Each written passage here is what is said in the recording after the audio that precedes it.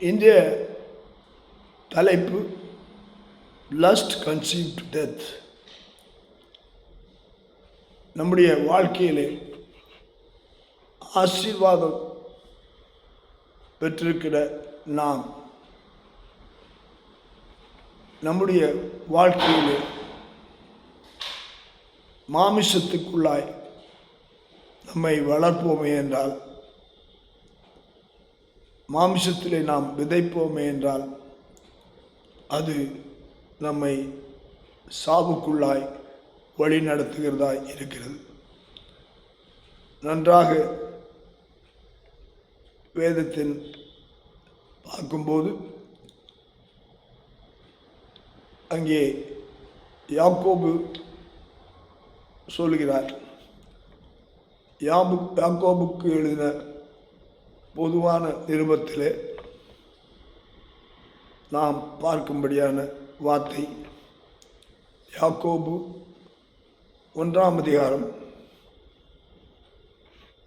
அங்கே 15ஆம் வசனம் பார்க்கலாம். அவர் சொல்லுகிறார்,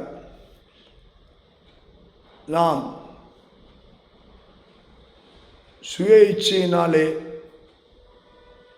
இழுக்கப்பட்டு 15ஆம் வசனத்துக்கு உண்டாக 14ஆம் வசனம் சொல்லுகிறது, சிக்குண்டு சோதிக்கப்படுகிறேன், பின்பு இச்சையானது கருதரித்து பாவத்தை பிறப்பிக்கும், பாவம் பூர்ணமாகும் போது மரணத்தை பிறப்பிக்கும்.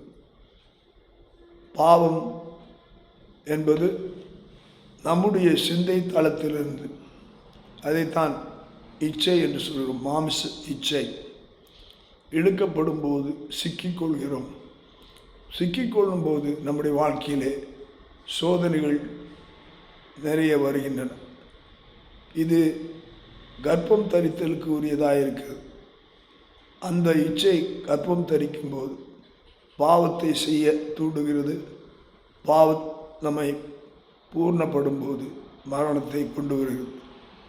மரணத்தை ஜெயித்தார், பாதாளத்தை வென்றார். நாம் இயேசுவை பற்றி கொள்ளும்போது நாமும் கூட வெல்வோம், ஆசீர்வாதத்தை பெறுவோம். கர்த்தர் நம்மோடு கூட இருப்பார்கள். ஆமென்.